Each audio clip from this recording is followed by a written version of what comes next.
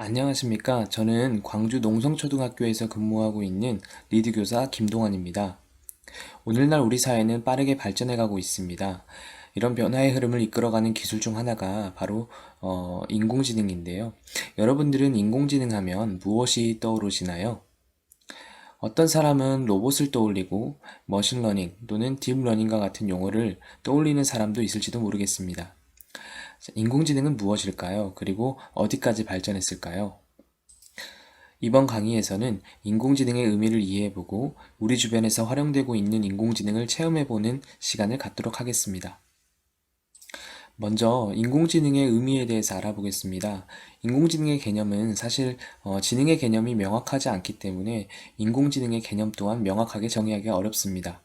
다만 많은 학자들의 인공지능에 대한 개념을 종합해보면 인공지능은 인간의 학습, 추론, 문제 해결 능력과 같은 지적 능력을 컴퓨터 프로그램으로 구현할 수 있는 학문 또는 기술을 의미한다고 볼 수 있습니다. 인공지능은 크게 범용 인공지능과 좁은 인공지능 두 가지로 나누어 볼 수 있습니다. 범용 인공지능은 특정 문제가 아닌 주어진 모든 상황에서 생각과 학습을 하고 문제를 해결할 수 있는 인공지능을 의미합니다. 이는 인공지능 연구의 궁극적 목표라고 할 수 있겠죠. 예를 들어 우리가 흔히 생각하는 영화 속의 만능 로봇을 구현할 수 있는 기술이라고 생각하면 좋을 것 같습니다.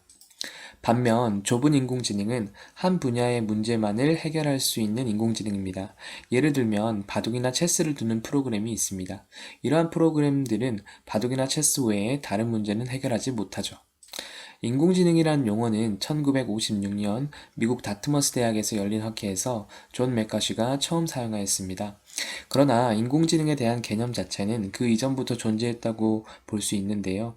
이미 1950년 앨런 튜링이 생각하는 기계와 지능이라는 논문을 통해 인공지능을 판별하는 방법을 제시하면서 인공지능의 가능성을 제안하였기 때문이죠. 인공지능에 대한 논의와 연구 결과는 최근에 들어서 더욱 구체화되고 발전된 모습으로 나타나고 있습니다. 왜냐하면 이제는 클라우드나 GPU와 같은 컴퓨팅 인프라와 인공지능을 학습시킬 수 있는 충분한 데이터를 확보할 수 있게 되었기 때문이죠. 주변에서 흔히 볼 수 있는 인공지능에 대한 오해도 있습니다. 로봇은 인공지능이다 라고 생각하는 건데요. 그러나 엄밀히 말하면 여러분들이 떠올린 로봇은 그 자체가 인공지능이라기보다는 인공지능이 탑재된 로봇이라고 생각해야겠죠.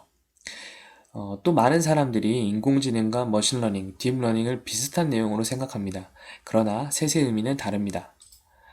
보이는 그림처럼 인공지능이 가장 포괄적인 의미를 지니고 있고 인공지능을 구현하기 위한 대표적인 방법 중 하나가 머신러닝입니다.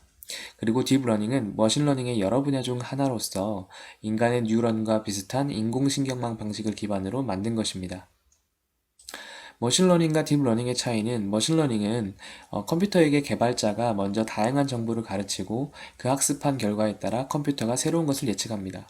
반면에 딥러닝은 가르치는 과정을 거치지 않고 스스로 많은 데이터를 통해 학습하고 미래의 상황을 예측할 수 있죠. 지금까지 인공지능에 대한 의미와 역사, 그리고 오해들에 대해서 간단히 알아보았습니다. 그렇다면 이제 우리 삶 속에서 사용되고 있는 간단한 인공지능을 체험해 볼까요? 먼저 스노우라는 어플리케이션을 소개하겠습니다. 스노우 앱은 전 세계 2억 명이 사용하는 카메라 어플리케이션인데요. 이 앱은 인공지능을 활용해서 화면에 보이는 사진들처럼 셀피나 사물 촬영할 때에 눈, 코, 입과 사물의 위치를 스스로 인식해서 적절한 위치에 스티커, 필터 등을 적용해서 개성 있는 사진이나 동영상을 만들 수 있게 합니다. 스노우 앱을 체험하는 방법은 첫째, 어플을 다운받는 곳에서 스노우를 검색합니다. 그리고 해당 모양의 스노우 어플을 찾아 설치하면 됩니다. 이제 여러분들의 스마트폰에는 스노우 어플을 사용할 수가 있습니다. 스노우 어플은 다양한 스티커와 필터 기능이 있는데요. 그 중에 AR 이모지 셀피 촬영 방법을 소개하겠습니다. 먼저 스노우 어플을 눌러 실행시키면 이 화면 왼쪽에 나오는 첫 번째 화면이 나옵니다. 자, 화면 하단에 스티커를 눌러주세요. 그러면 여러가지 주제별 스티커와 그리고 그 아래 다양한 종류의 스티커들을 볼 수 있습니다. 주제별 스티커에서 AR 이모지를 찾아 클릭하고 셀피 촬영 모드로 바꾼 후에 원하는 종류의 스티커를 클릭한 후에 촬영 버튼을 눌러주면 됩니다. 자, 마지막으로 찍은 사진은 다시 한번 수정할 수 있고요. 자, 저장하기 버튼을 눌러서 여러분들의 스마트폰 갤러리에 저장할 수 있습니다. 잠시 영상을 멈추고 여러분들도 재미있는 셀피를 한번 찍어볼까요? 자, 두 번째로 체험해볼 인공지능은 구글 렌즈 어플리케이션입니다. 자, 구글 렌즈는 증강현실과 인공지능을 접목해서 만든 앱인데요. 눈에 보이는 사물을 사진으로 촬영하여 다양한 작업을 빠르게 처리할 수 있습니다. 자, 6가지의 필터를 제공하고 있습니다. 자, 첫 번째가 번역, 두 번째가 텍스트 복사, 세 번째가 사물인식, 네 번째가 쇼핑, 다섯 번째가 장소, 여섯 번째가 식당입니다. 자, 각 필터들의 기능을 살펴보겠습니다. 자, 첫 번째 번역 필터는 어떤 사물에 쓰여진 글자든 렌즈에 비추면 번역이 가능합니다.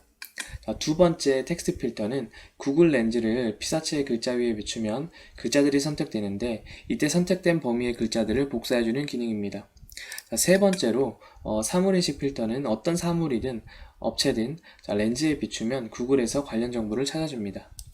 자, 네 번째 쇼핑 필터는 특정 상품을 구글 렌즈로 비추면 그 제품과 같거나 유사한 상품을 구글 쇼핑에서 찾아줍니다. 자, 다섯 번째 장소 필터는 건물을 렌즈로 찍으면 그곳이 어떤 곳인지 그리고 어디에 있는지 등 해당 건물과 관련된 정보를 파악할 수 있게 합니다. 자, 마지막으로 식당 필터는 식당의 메뉴를 렌즈에 비추면 추천 리뷰나 그 메뉴의 실제 사진들을 보여주기 기능 등을 수행합니다. 자, 그러면 구글 렌즈 앱을 한번 체험해 볼까요? 자, 구글 렌즈 앱을 설치한 후에 다음 보이는 과제를 수행해 보겠습니다. 자, 먼저 번역 필터를 사용해서 왼쪽에 영어 문장을 모국어로 번역해 보겠습니다. 자, 번역이 끝났다면 이번에는 사물인식 필터를 사용해 볼까요? 사물인식 필터를 사용해서 다음 사진 속의 사물의 이름을 검색해 보겠습니다. 자, 렌즈를 그림에 비추면 이렇게 작은 동그라미 모양이 보이는데요. 동그라미를 누르면 그 사물의 이름을 알 수가 있습니다. 자, 세 번째로 체험해볼 인공지능은 오토드로우라는 그림판입니다. 이곳에서는 여러분들이 그림을 그리면 인공지능이 그 그림을 인식해서 여러분이 원래 나타내고자 한 모양을 예측한 후에 좀 더 세련된 그림들로 바꾸어서 그림판에 나열해 줍니다. 자, 이렇게 나열된 아이콘 중에 내가 나타내고자 했던 아이콘이 있다면 그 그림을 클릭해서 사용할 수도 있겠죠. 자, 색칠도 할 수 있고 아이콘을 그림 파일로 저장해서 활용할 수도 있습니다. 자, 그럼 여러분들도 체험해 볼까요? 먼저 구글 검색창에 autodraw.com을 입력합니다. 그림판으로 들어가게 되는데 왼쪽 상단에 3개의 줄이 있습니다. 클릭하면 다양한 메뉴들이 나오는데요. 특히 이 How to 메뉴는 오토드로우에 대한 사용법을 간략하게 소개해 놨습니다. 읽어보고 시작하는 것도 좋고요. 그러나 사용법이 굉장히 쉽기 때문에 읽어보지 않고도 직관적으로 사용할 수 있습니다. 다시 그림판으로 돌아와서요. 오토드로우 아이콘을 클릭한 후에 내가 나타내고자 하는 그림을 그려보겠습니다. 자, 비행기를 그려볼까요? 그리는 과정 동안에 인공지능은 계속해서 나의 그림과 유사한 아이콘들을 찾아내서 상단에 제시해 줍니다. 자, 비행기가 보이는데요. 자, 여기에서 클릭하면 원하는 그림을 클릭하면 저의 그림이 깔끔하게 바뀌는 것을 볼 수 있습니다. 자, 여러분들도 지금 잠시 영상을 멈추고 오토드로우를 체험해 보겠습니다. 이번 시간에 배운 내용 중 가장 중요한 2가지를 얘기해 볼까요? 오늘은 인공지능의 이해와 인공지능을 체험해보는 시간을 가져보았습니다. 자, 앞으로 있을 인공지능 관련 연수들을 통해서 인공지능에 대한 이해도를 높이고 실제 수업에서 적용하기 위한 다양한 방법들을 배워서 현장에서 활용하시기 바랍니다. 감사합니다.